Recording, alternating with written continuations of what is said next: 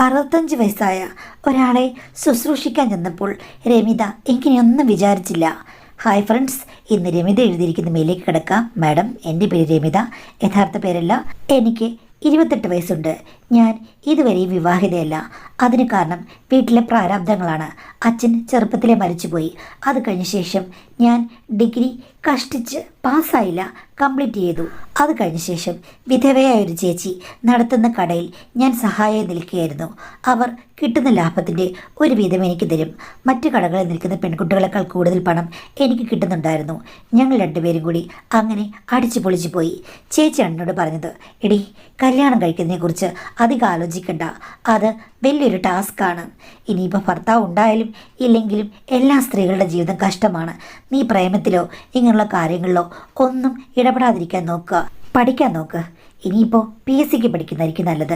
വല്ലതും കിട്ടിക്കഴിഞ്ഞാൽ നീ രക്ഷപ്പെടും. ഒരു തൂപ്പ് ജോലിയാണെങ്കിലും നിനക്ക് കിട്ടിയാൽ മതിയെന്ന് ചേച്ചി എപ്പോഴും എന്നോട് പറയും. ഞാൻ എല്ലാ PSC പരീക്ഷ എഴുതാറുണ്ട്, പക്ഷേ ഇതുവരെ ഒന്നും കിട്ടിയിട്ടില്ല. ഞാൻ അത്രയ്ക്ക് ബ്രില്യൻ്റ് ആകാത്തതുകൊണ്ടായിരിക്കാം. 2025 ആദ്യഘട്ടത്തിൽ ആ ചേച്ചി കട നിർത്തി. കാരണം മകന് സ്ഥിരമായൊരു ജോലി കിട്ടി. അവർ ബാംഗ്ലൂരിലേക്ക് സെറ്റിലുമായി. അങ്ങനെ കഴിഞ്ഞപ്പോഴേക്കും എൻ്റെ ജോലി നഷ്ടപ്പെട്ടു. വീട്ടിൽ തിരിച്ചു വന്നു കഴിഞ്ഞപ്പോഴേക്കും എൻ്റെ അമ്മ മുറുമുറുക്കാൻ തുടങ്ങി. അല്ലെങ്കിൽ തന്നെ പ്രശ്നങ്ങളാണ്. നീക്കിയിരിപ്പ് കൊണ്ട് 5-6 മാസം ജീവിക്കാം. അത് കഴിയുമ്പോൾ എന്ത് ചെയ്യും? വേറെ എന്തെങ്കിലും ജോലി നോക്കിയേ പറ്റുകയുള്ളൂ. കടയിൽ നിന്ന് ചെറിയ ചെറിയ ജോലികളൊക്കെ ചെയ്തുകൊണ്ട് ഹാർഡ് വർക്ക് ചെയ്യാൻ എനിക്ക് നല്ല മടിയുണ്ട്. അത് ശരിയല്ലെന്ന് എനിക്കറിയാം. അങ്ങനെ ഇരിക്കുമ്പോൾ അമ്മ പറഞ്ഞു, എടി, നീ ഒരു കാര്യം ചെയ്യേ. അപ്പുറത്തെ ഹൗസിംഗ് കോളനിയിൽ 3-ാം നമ്പർ വീട്ടിൽ താമസിക്കുന്ന ജോസാറിന് നിനക്കറിയില്ലേ? ആ, അറിയാം. അങ്ങേർക്ക് ഇപ്പോൾ തീരെ വയ്യ. മിക്കവാറും ദിവസങ്ങളിൽ ഹോസ്പിറ്റലിൽ പോകണം. നീ ഒരു കാര്യം ചെയ്യേ, പകല് അയാളുടെ കൂടെ പോയി നിൽക്ക്. അയാളുടെ 2 മക്കളും വിദേശത്താണ്. ഇഷ്ടം പോലെ പൈസ നിനക്ക് കിട്ടും. ഒന്ന് പോവമ്മേ. എനിക്കാണെങ്കിൽ ആരെയും ശുശ്രൂഷിക്കാനൊന്നും വയ്യ. എടി, ശുശ്രൂഷിക്കേണ്ട കാര്യമില്ല. നീ ചെറിയ പാചകം, പിന്നെ ഹോസ്പിറ്റലിൽ പോകുമ്പോഴേക്കും കാറിലൊന്ന് പോവുക. അവിടെ കാറുണ്ടല്ലോ, ഇടയ്ക്ക് ഡ്രൈവർ വരും. പിന്നെ ഒന്ന് പിടിച്ചിറക്കുക, ബില്ലുകളൊന്ന് അടയ്ക്കുക, പിന്നെ തിരിച്ചു പോരുക. അത്രയേ ഉള്ളൂ. ഇഷ്ടം പോലെ പണമുള്ള ആൾക്കാരാണ്. അല്ല, അങ്ങേർക്ക് അത്ര വലിയ പ്രശ്നമുണ്ടോ? 2-3 മാസത്തിന് മുമ്പ് ഇതിലെ കൂടെ നടന്നു പോകുന്നത് കണ്ടാണല്ലോ. ഇപ്പം അങ്ങനെയല്ല, കുറച്ച് പരസഹായമൊക്കെ വേണം. ഒരു ഹോം നഴ്സിനെ നിർത്തിക്കൂടെ അമ്മേ? എടി, തൽക്കാലം അതിൻ്റെ ആവശ്യമില്ലെന്നാണ് പുള്ളി പറഞ്ഞത്. പുള്ളിക്ക് ആഹാരമൊക്കെ ഒന്ന് വെച്ച് കൊടുത്താൽ മതി. വല്ല ദോശയോ മറ്റും ചുട്ടു കൊടുത്താൽ മതി. ഇപ്പോൾ വെജിറ്റേറിയനാണ്, നോൺ വെജ് ഒന്നും കഴിക്കില്ല എന്ന് പറഞ്ഞു. ഇതൊക്കെ കേട്ടപ്പോൾ എനിക്ക് തലവേദന എടുത്തു. എന്നാലും പൂത്ത കാശുള്ളവരാണല്ലോ, ഒന്ന് പോയേക്കാന്ന് വിചാരിച്ച് ഞാൻ ഒരു ദിവസം ട്രയൽ പോലെ അങ്ങോട്ടൊന്ന് പോയി. അമ്മയോട് ഞാൻ പറഞ്ഞു, കിളവൻ എന്തെങ്കിലും പ്രശ്നം ഉണ്ടാക്കുകയാണെങ്കിൽ ഞാനിങ്ങി പോരുമെന്ന്. അമ്മ പറഞ്ഞു, ഏയ്, അങ്ങനെ പ്രശ്നമൊന്നും ഉണ്ടാക്കില്ല. നല്ലൊരു മനുഷ്യനാണ് പുള്ളി. പുഴുക്കനിലയിൽ വാ പൊളിക്കുന്ന ആളല്ല. നീ ഒരു കാര്യം ചെയ്യേ, സോപ്പിട്ടങ്ങ് നിൽക്ക്, നിനക്ക് പണമൊക്കെ കിട്ടുമെന്ന് പറഞ്ഞു. സോപ്പിടാനൊക്കെ എനിക്കറിയാം. എന്നാലും ആണുങ്ങളല്ലേ, എനിക്ക് ആൺവർഗത്തെ പണ്ടേ ഇഷ്ടമല്ല. ഞാൻ നിന്ന കടയിലെ ചേച്ചി ഒട്ടും ആണുങ്ങളെ അനുകൂലിക്കുന്നവരായിരുന്നില്ല. അപ്പോൾ എനിക്കും പുരുഷ വിദ്വേഷം മനസ്സിൽ കയറിയൊന്നൊരു സംശയം. എനിക്ക് ആരുടെ അടിമയൊന്നും ആകാൻ വയ്യ. എനിക്ക് വയ്യ കുട്ടികളെ വളർത്തി ജീവിക്കാൻ. ഇങ്ങനെയൊക്കെ ജോലി ചെയ്ത് പണവും വാങ്ങി ഈസി ആയിട്ട് അങ്ങ് പോയാൽ മതി എന്നാണ് എൻ്റെ മനസ്സിലെ പ്ലാന്.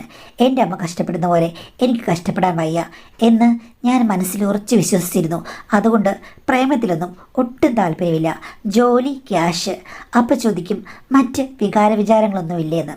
സത്യം പറഞ്ഞാൽ ഞാൻ അത്തരം കാര്യങ്ങളെപ്പറ്റി ആലോചിക്കാറേയില്ല. പൈസ അത് കൂടുതൽ കിട്ടുന്നിടത്ത് ഞാൻ പോകും, ഇങ്ങനെയാണ് വിചാരിച്ചിരുന്നത്. അവിടെ ചെന്ന് കഴിഞ്ഞപ്പോഴേക്കും അങ്ങേർക്ക് ഇത്തിരി വയ്യാഴികയുണ്ട്. നന്നായിട്ട് എന്നെ വളരെ സ്നേഹത്തോടു കൂടിയൊക്കെയാണ് വിളിക്കുകയും സംസാരിക്കുകയൊക്കെ ചെയ്യുന്നത്. മോളെ, എനിക്ക് 2 ദോശ ചുട്ടു തരുമോ? ഞാൻ ദോശയും ചട്നിയും നന്നായി ഉണ്ടാക്കിക്കൊടുത്തു. അത് കഴിച്ചപ്പോൾ എന്നെ അഭിനന്ദിച്ചു. കൊള്ളാം, ഇനി നമുക്ക് സൂപ്പർ മാർക്കറ്റിൽ പോയാലോ എന്ന്. അത് കേട്ടപ്പോൾ എനിക്ക് വളരെ സന്തോഷമായി. സൂപ്പർ മാർക്കറ്റിലൊക്കെ പോകാമെന്ന് പറഞ്ഞു കഴിഞ്ഞാൽ എന്ത് രസമാണ്. ഷോപ്പിംഗ് എനിക്ക് പണ്ടേ ഇഷ്ടമാണ്. അപ്പോൾ പുള്ളി ഡ്രൈവറെ വിളിച്ച് വരുത്തി. ഇനിയിപ്പം നീ കൂടെ വന്നതല്ലേ, കുശാലായിട്ട് നമുക്ക് വെച്ച് കഴിക്കാം. നിനക്കുള്ളത് നീ കൂട്ടത്തിൽ ഇഷ്ടമുള്ളത് എന്താണെന്ന് വെച്ചാൽ വെച്ച് കഴിച്ചോളൂ. നമുക്ക് പോയി എല്ലാ കാര്യങ്ങളും വാങ്ങിക്കാവുന്ന. ചെന്ന ദിവസം തന്നെ നനഞ്ഞിട ഞാൻ കുഴിക്കും എന്ന് മനസ്സിൽ വിചാരിച്ചു. അങ്ങനെ ഇത്തിരി കഴിഞ്ഞപ്പോഴേക്കും ഡ്രൈവർ വന്നു. ഡ്രൈവർ ഞങ്ങളുടെ നാട്ടുകാരനാണ്. 19 വയസ്സുണ്ട്. കല്യാണം കഴിച്ച് 2 കുട്ടികളുമുണ്ട്. പാവപ്പെട്ടൊരു മനുഷ്യനാണ്. ഞങ്ങൾ സൂപ്പർ മാർക്കറ്റിലേക്ക് പോയി. അദ്ദേഹത്തിന് സൂപ്പർ മാർക്കറ്റിൻ്റെ പടികൾ കയറാൻ ഇത്തിരി ബുദ്ധിമുട്ടുണ്ട്. ഞാനും ഡ്രൈവർ ചേട്ടനും കൂടെ സഹായിച്ചു. അകത്ത് കയറി. അത് കഴിഞ്ഞപ്പോൾ പുള്ളിക്കാരൻ എന്നോട് പറഞ്ഞു, മോക്ക് ഇഷ്ടമുള്ളത് എന്ത് വേണമെങ്കിലും വാങ്ങിച്ചു, എനിക്കിഷ്ടമുള്ളത് ഞാൻ പതുക്കെ പറക്കിയിട്ടോളാന്ന്. ഞാൻ അത്യാവശ്യം വേണ്ട കാര്യങ്ങളെല്ലാം വാങ്ങിച്ചു. അദ്ദേഹവും വാങ്ങിച്ചു. നല്ലൊരു തുക ബില്ലായി.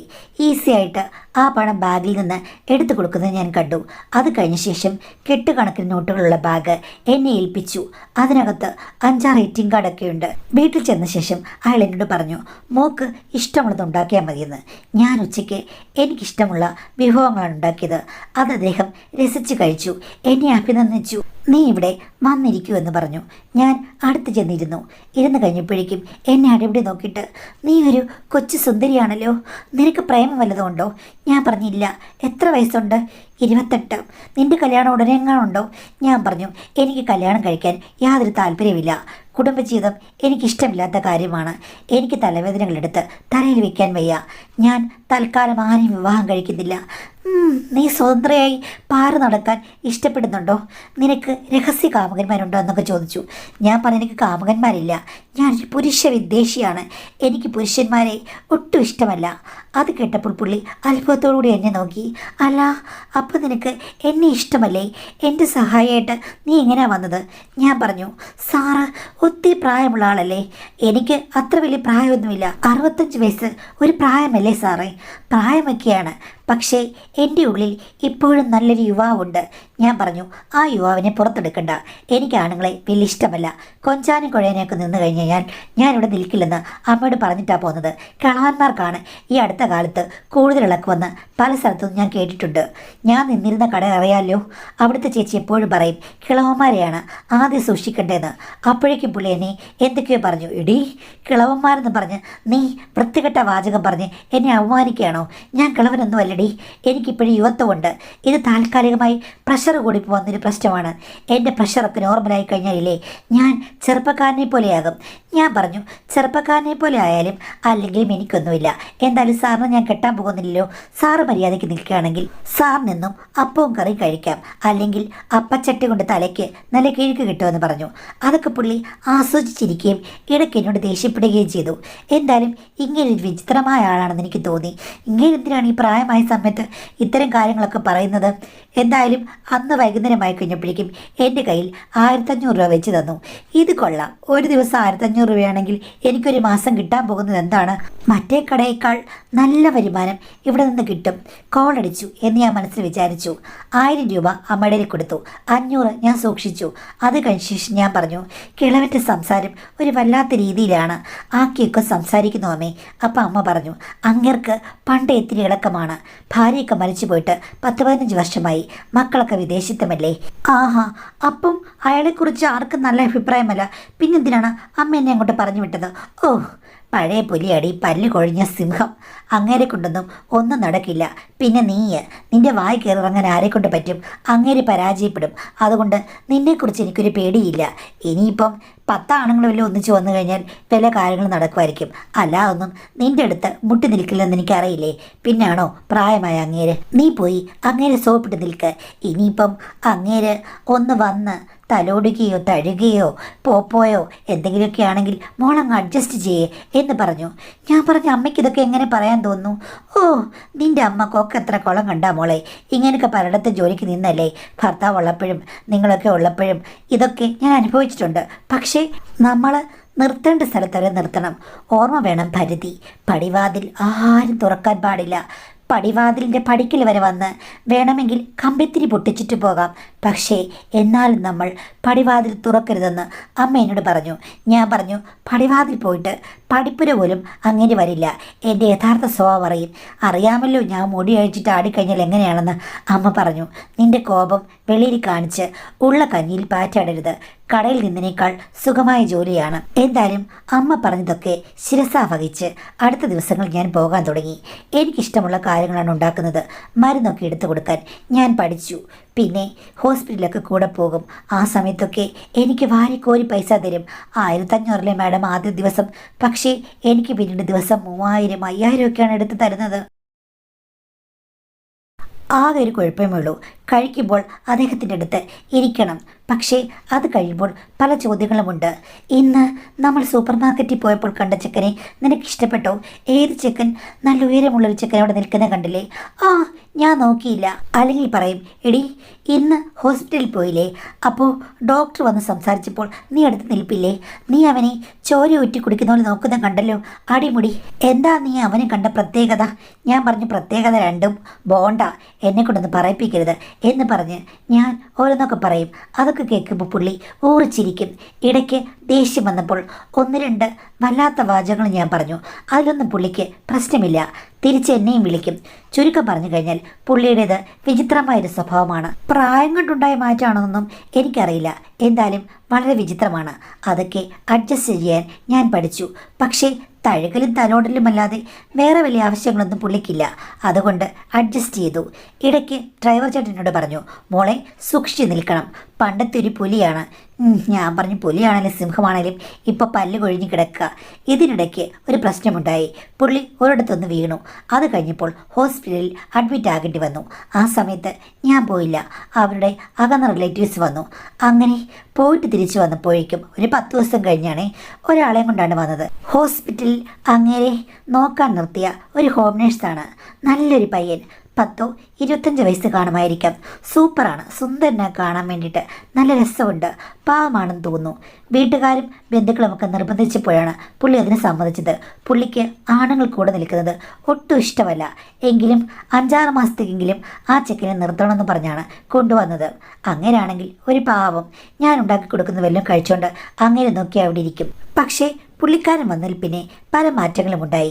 എന്നോട് പറയും, രമി ഒരു കാര്യം ചെയ്യാമോ, ഈ വിഭവം ഉണ്ടാക്കൂ, ഇങ്ങനെ കുക്ക് ചെയ്യൂ, നല്ലതായിരിക്കും എന്നൊക്കെ പറഞ്ഞ് എനിക്ക് പാചകത്തിൻ്റെ ടിപ്പുകൾ കൂടുതൽ പറഞ്ഞു തരാൻ തുടങ്ങി.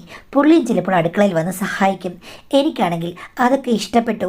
കാര്യം പറഞ്ഞു തരുന്ന കാര്യങ്ങളൊക്കെ ഉണ്ടാക്കി അവസാനം നോക്കുമ്പോൾ നല്ല ടേസ്റ്റ് ആയിരിക്കും. ഞങ്ങൾ രണ്ടുപേരും കൂടെ അടുത്തങ്ങോട്ട് ഇടപഴകുന്നത് പുള്ളിക്ക് ഒട്ടും ഇഷ്ടപ്പെട്ടില്ല. എന്നോട് പറഞ്ഞു, എടി അവൻ പല വീടുകളിൽ നിന്ന് പല അനുഭവങ്ങളും ഉണ്ടാക്കിയവനാണ്. അവനോട് ചിരിച്ചും കളിച്ചും മുട്ടി ഉരുമി നിന്ന് കഴിഞ്ഞാൽ അവസാനം നിനക്കായിരിക്കും അക്കടി പറ്റുക.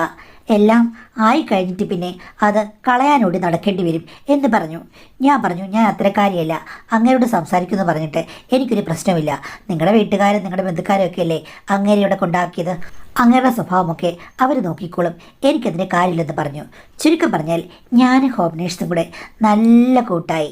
ഞങ്ങൾ ചിരിക്കുകയും തമാശ പറയുകയും ചെയ്തു. പുള്ളിക്കാരൻ അങ്ങനെ സ്ത്രീകളോടൊന്നും വലിയ താല്പര്യമുള്ള കൂട്ടത്തിലാണെന്ന് എനിക്ക് തോന്നിയില്ല. കാണാൻ സുന്ദരനാണെങ്കിലും സ്ത്രീകളോടൊന്നും അങ്ങനെ അട്രാക്റ്റീവായി സംസാരിക്കാനോ ഒന്നും അറിയില്ല.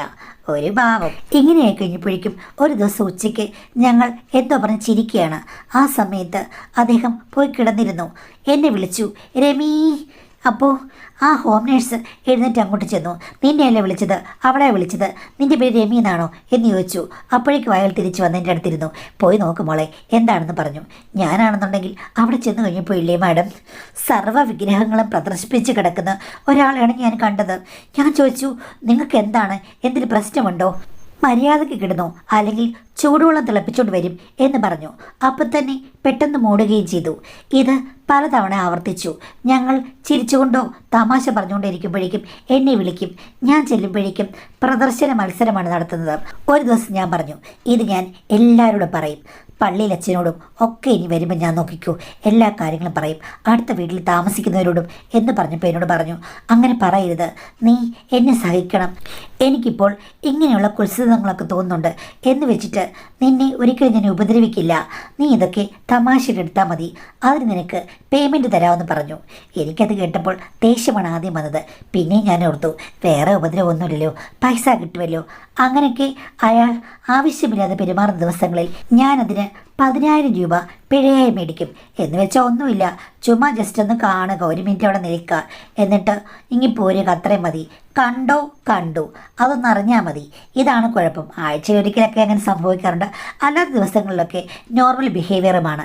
അപ്പോൾ പിന്നെ അങ്ങേരുടെ കോംപ്ലിക്കേറ്റഡ് ആയിട്ടുള്ള ക്യാരക്ടറിൻ്റെ ഏകദേശ സ്വഭാവം മാഡത്തിന് മനസ്സിലായി കാണുമല്ലോ. ഇതാണ് അവിടെ നടന്നുകൊണ്ടിരിക്കുന്നത്. ഇതൊക്കെ ആ മെയിൽ നേഴ്സിനും അറിയാം. പുള്ളിയൊന്നും വലിയ കാര്യമാക്കില്ല. അത് പ്രായമാകുമ്പോഴേക്കും അസുഖം വരുമ്പോൾ ഇങ്ങനെയൊക്കെ ഉണ്ടാകും, അതൊന്നും ശ്രദ്ധിക്കണ്ട എന്ന് പറഞ്ഞ് എന്നെ സമാധാനിപ്പിച്ചു. അങ്ങനെ ഇരിക്കുമ്പോഴാണ് എൻ്റെ അമ്മയുടെ അനിയത്തിക്ക് ഒരു ഓപ്പറേഷൻ വന്നത്. ഇവിടെയല്ല, അങ്ങ് പാലക്കാടാണ്. അവിടെ കൂട്ടിന് ആരുമില്ലാത്ത അവസ്ഥയാണ്. എൻ്റെ അമ്മ പോകേണ്ടി വന്നു.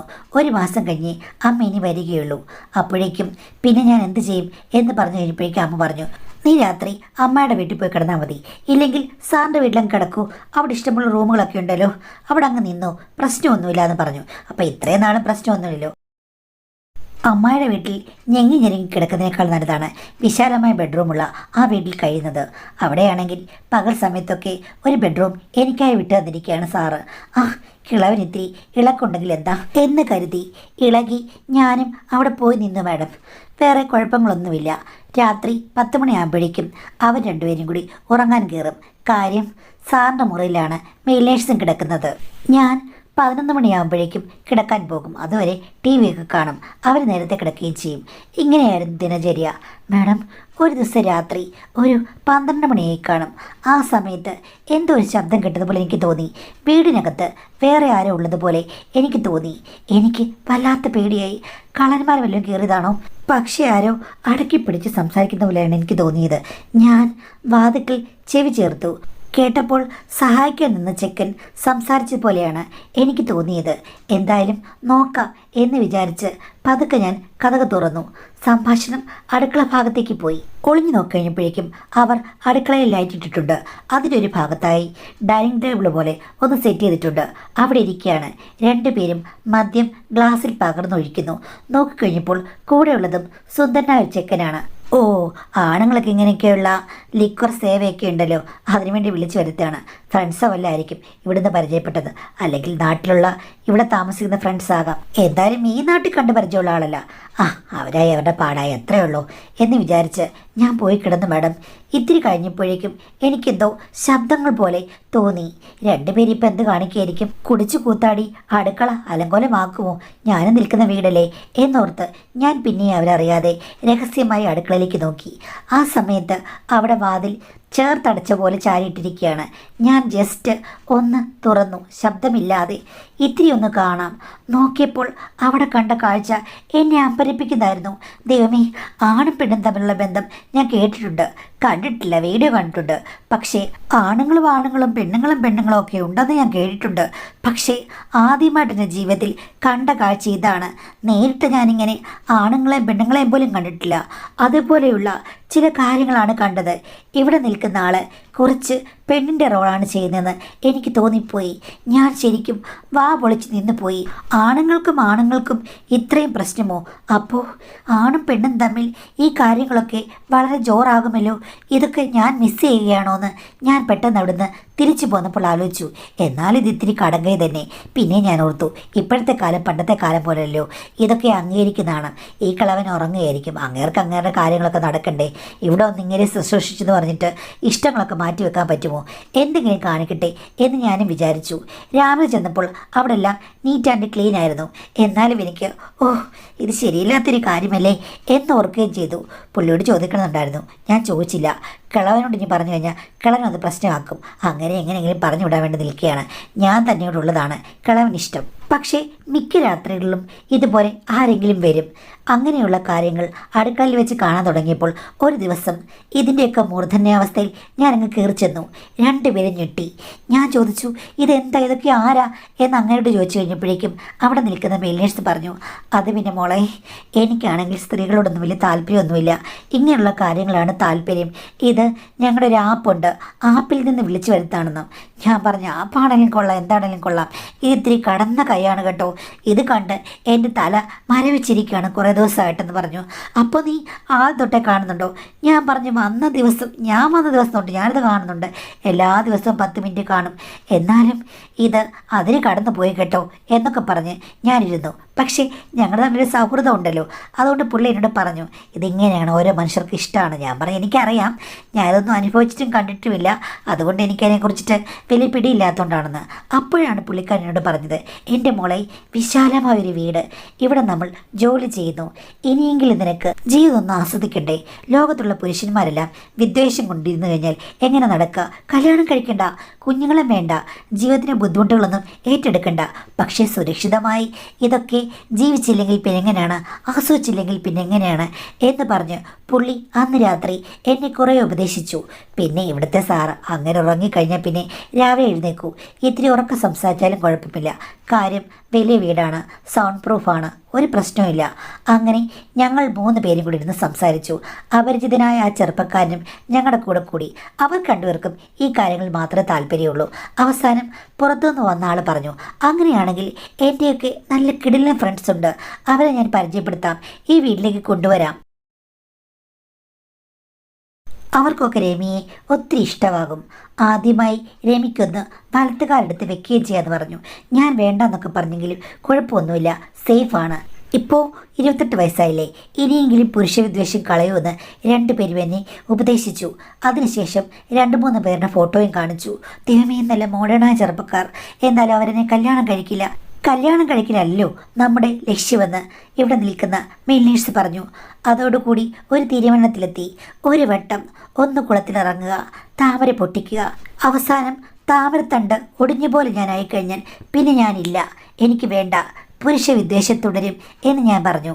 എന്തായാലും അവർ 2 പേരും എന്നെ പ്രോത്സാഹിപ്പിച്ചതുകൊണ്ട് ഞാൻ സമ്മതം മൂളി. എന്തായാലും അന്ന് പിന്നെ ആ പുറത്തുനിന്ന് വന്ന ഫ്രണ്ടില്ലേ, അയാൾ കൂട്ടുകാരനെയും കൂട്ടിയാണ് വന്നത്. കൂട്ടുകാരന് ഇത്തരം കാര്യങ്ങളോട് താല്പര്യമില്ല, എന്നെപ്പോലുള്ളവരെയാണ് താല്പര്യമെന്നാണ് അവന് പറയുന്നത്. എന്തായാലും വന്നു കഴിഞ്ഞ് ചെറിയ പരിചയപ്പെടുത്തലിന് ശേഷം എന്നോട് ഇവിടുത്തെ മെയിലേഴ്സ് പറഞ്ഞു, ആ നിങ്ങൾ 2 പേരും കൂടെ നിങ്ങൾക്ക് അനുവദിച്ച റൂമിൽ പോയിക്കോ, ഞങ്ങൾക്ക് അടുക്കളയിൽ ചേരണം എന്ന് പറഞ്ഞു. എനിക്ക് നല്ല പേടിയുണ്ടായിരുന്നു.